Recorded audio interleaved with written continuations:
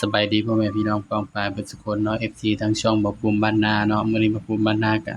สิมาตามแนวทางพี่น้องคือเก่าเนาะสำหรับลาวพัฒนาเนาะครับเนาะก็มาเบิ่งผลมานอนนำกันเนาะข้างบน322ข้างล่างออก43ก็ก็ถือว่าหลุดเนาะพี่น้องเนาะสำหรับงวดนี้ก็ถือว่าหลุดเด้อพี่น้องเด้อก็ต้องขอโทษขออภัยเนาะครับเนาะมื้อนี้ก็ถือว่าหลุดเนาะสำหรับแนวทางแล้วเนาะพี่น้องเนาะบ่เข้าจักโตแล้วเนาะพี่น้องเนาะนี่หลุดเนาะพี่น้องเนาะนี่ เพราะฉะนั้นก็ไปกันต่อเนาะครับเนาะงวดวันที่21เด้อพี่น้องเด้อบัดนี้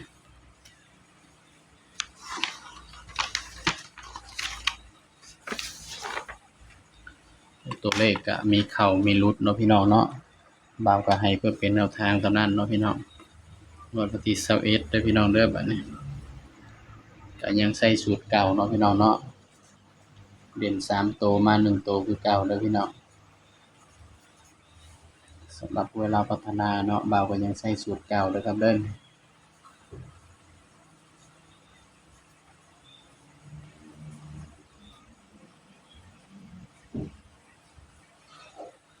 เราพัฒนา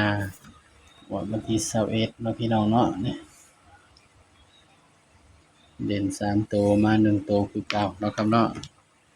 สำหรับเด่น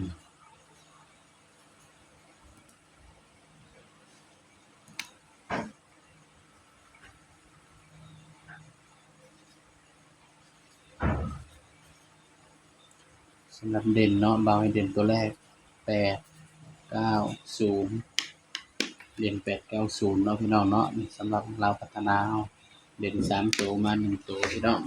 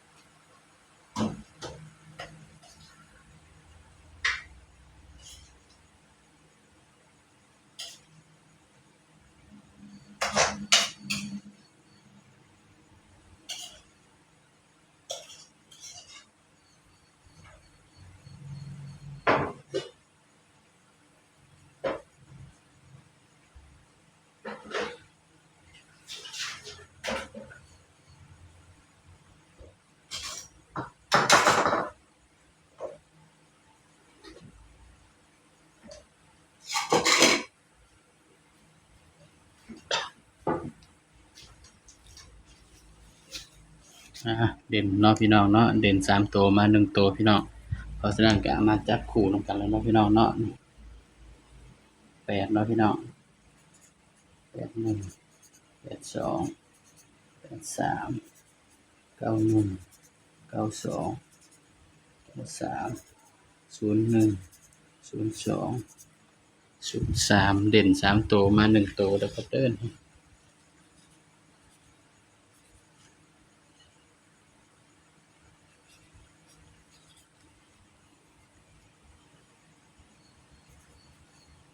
681 781 1871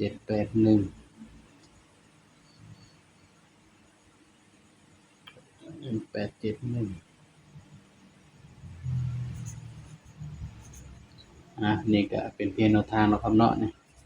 ย้ำว่าตัวเลขก็ให้เพื่อเป็นแนวทางเท่านั้นเด้อพี่น้องเด้อมักก็ตามบ่มักก็เลื่อนผ่านเนาะครับเนาะบ่าวก็ให้เพื่อเป็นแนวทางเท่านั้นเนาะพี่น้องเนาะนี่ย้ำว่าตัวเลขเพื่อเป็นแนวทางเท่านั้นเนาะพี่น้องเนาะนี่ก็เป็นเพียงแนวทางเนาะ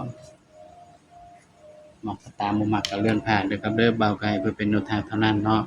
อย่าลืมฝากพี่น้องกดไลค์กดแชร์กดติดตามช่องบ่ภูมิบ้านนาเด้อพี่น้องเด้อสำหรับคลิปนี้ก็ฝากไว้เพียงเท่านี้เนาะพี่น้องเนาะสวัสดีครับ